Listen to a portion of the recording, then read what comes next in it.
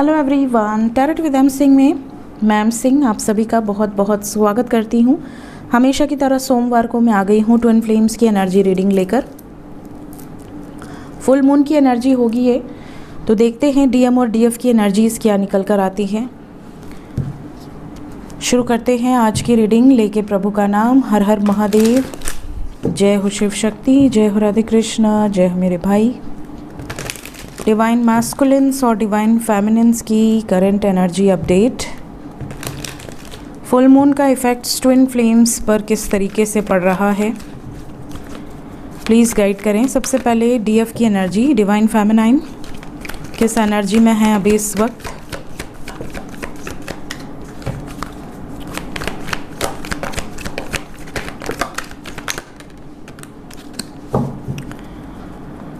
Five of pentacles overall energy है।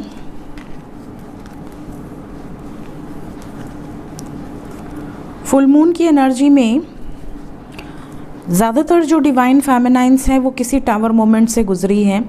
May be उनकी ज़िंदगी में, चाहे आप मेल बॉडी में हो फीमेल बॉडी में हो, डिवाइन फेमिनाइन की एनर्जी में अगर कोई कार्मिक सिचुएशंस थी तो उससे बहुत गहरी चोट मिली है, या रिलीज़ की एनर्जी है। आपने अपने किसी कार्मिक सिचुएशंस को रिलीज़ किया है हमेशा हमेशा के लिए। इसके अलावा आपको हमेशा ऐसा लग रहा होगा जैसे आपकी ज़िंदगी में बहुत प्रॉब्लम्स हैं, आप बहुत ज़्यादा लोअर वाइब्रेशन में हैं। आप में से कई लोगों को ये भी फीलिंग्स हो रही होगी कि आपके जो पार्टनर हैं वो आपके डीएम हैं भी या नहीं। कहीं वो आपको ऐसा तो नहीं कि वो आपको छोड़ देंगी या छोड़ देंगे। इस तरह की बहुत ज़्यादा चीज़ें आपके मन में आई हैं। डीएफ की एनर्जी फ़िलहाल ज़्यादातर डिस्टॉर्टेड है। आप में से बहुत सारी डीएफ ऐसी एनर्जी में हैं इस टाइम जो डिस्टॉर्टेड एनर्जी है। या तो फाइनेंशियली आप बहुत परेशान हैं, या तो पर्सनल लाइफ में बहुत डिस्टर्ब हैं, सेटल नहीं है अभी। कुछ डीएफ ऐसी हैं जो वेल सेटल्ड है, अपनी एनर्जीज़ को उन्होंने काफ़ी बेटर किया है पहले के कंपैरिजन में, और ग्रो कर रहे हैं अपने लाइफ में, अपने सोल पर्पस से अलाइंड हैं और आगे बढ़ रहे हैं और परमानेंट यूनियन का वेट कर रहे हैं। बट ज़्यादातर डीएफ इस टाइम पे डिस्टॉर्टेड एनर्जीज़ में नज़र आ रही हैं। देखते हैं डीएम की एनर्जीज़ में क्या निकल कर आता है।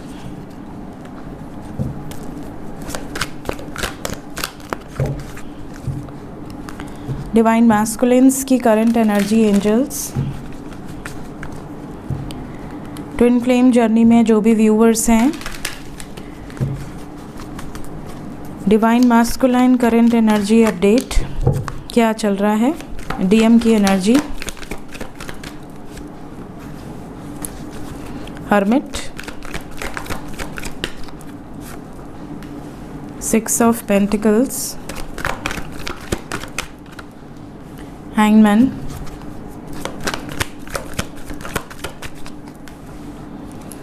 Page of wands, ten of swords, high priestess, temperance,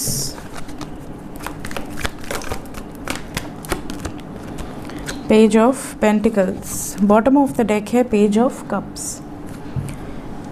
तो गाइस, ज़्यादातर जो डीएम हैं इस टाइम पीरियड में बैलेंस में है। कुछ डीएफ एनर्जी, जैसे मैंने कहा, डिस्टॉर्टेड है, वैसे कुछ डीएम की भी एनर्जी डिस्टॉर्टेड है। बट ज़्यादातर डीएम की एनर्जी मुझे पिक हो रही है, ये काफ़ी रिजर्व्ड है, अपनी एनर्जीज़ को बहुत ज़्यादा डिस्क्लोज़ नहीं कर रहे हैं। इस टाइम पे ओवर थिंकिंग से बहुत सारे डीएम गुजर रहे हैं। कुछ डीएम की एनर्जी में मैच्योरिटी है, कुछ में इमेच्योरिटी बहुत ज़्यादा है।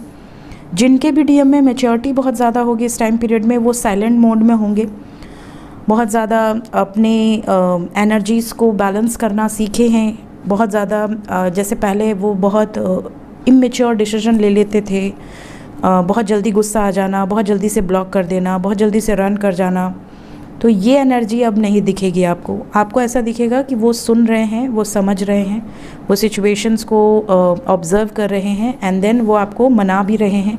अगर सॉरी बोलने की नौबत आ रही है तो ये सॉरी भी बोल रहे हैं। मतलब भागने वाली एनर्जी, जो इमेच्योर एनर्जी थी, वो नहीं दिख रही। छोटी छोटी बातों पे ब्लॉक अनब्लॉक वाली सिचुएशन भी अब ख़त्म हो गई है, काफ़ी डीएम की तरफ से ये एनर्जी पिक हो रही है। बट कुछ डीएम अभी भी ऐसे हैं जो जब मन किया आ गए, जब मन किया चले गए, ऑन एंड ऑफ सिचुएशन है, तो ये डिस्टॉर्टेड एनर्जीज़ में काउंट होता है। कुछ डीएम की तबीयत बहुत ज़्यादा ख़राब है, रिसेंटली ऐसा लग रहा है कि ये बहुत आइसोलेटेड हैं, और जब ये आइसोलेटेड होते हैं तो इनकी अवेकनिंग स्टार्ट होती है। तो अगर आपके डीएम आइसोलेशन में चले गए, किसी भी तरीके से डिवाइन ने उनको आइसोलेट कर दिया, तो आप समझ लो कि वो एक प्रोसेस है, उस प्रोसेस के थ्रू गुज़र कर ही, वो अवेकनिंग प्रोसेस से गुज़र कर ही आपकी तरफ कंफर्म आते हैं और डीएम की एनर्जी में आते हैं, डिवाइन मैस्कुलाइन की एनर्जी में। डिस्टॉर्टेड से डिवाइन बनने में इट विल टेक टाइम। दूसरी चीज़, बहुत ज़्यादा टेलीपैथी कनेक्शन स्ट्रॉन्ग होगा इस टाइम पे। कुछ साइंस एंड सिम्टम्स आपके पार्टनर को भी नज़र आने लगे हैं। स्पेशली कुछ लोगों के डीएम को तो पास्ट लाइफ्स भी कुछ विजन्स आना शुरू हो गए हैं। इस टाइम पे आपके जो डीएम है वो चैरिटेबल वर्क करते बहुत ज़्यादा नज़र आएंगे। कहीं कंबल दान करना, कहीं लोगों को खाना खिलाना, कहीं अगर फाइनेंशियल हेल्प कर सकें तो ज़रूर करना, इस तरह की एनर्जी है।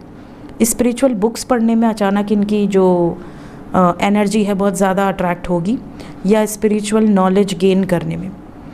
ऐसे स्पिरिचुअल पॉडकास्ट देखना, मोटिवेशनल जो गुरुज़ है उनको सुनना, इस तरह की एनर्जी इनको अपनी तरफ बहुत ज़्यादा आकर्षित करेगी। मतलब जिन टॉपिक्स पे एक टाइम पहले इनको बिल्कुल भी इंटरेस्ट नहीं था, सडनली इनको बहुत ज़्यादा इंटरेस्ट वहाँ पर दिखने लगेगा।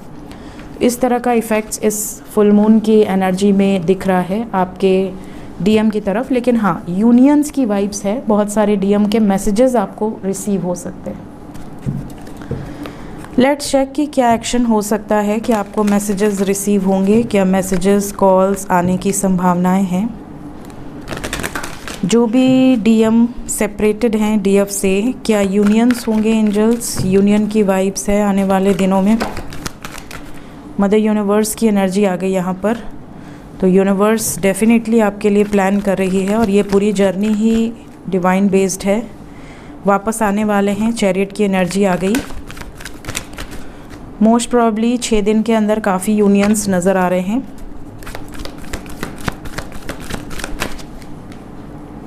बहुत ज़्यादा पॉसिबिलिटी है आने वाले 6 दिन के अंदर बहुत सारे यूनियंस होंगे।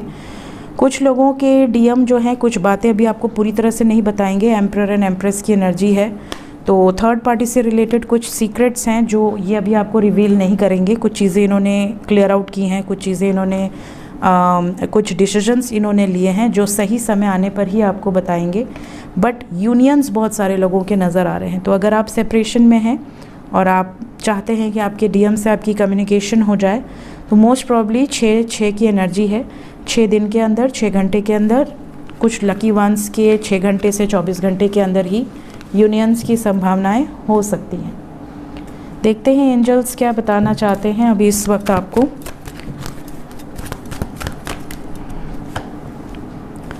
बहुत ज़्यादा ओवर थिंकिंग से बचिए। अगर आपके मन में इल्यूजन्स आ रहे हैं तो उसको क्लियर करने के लिए इन्फॉर्मेशन निकाल लीजिए।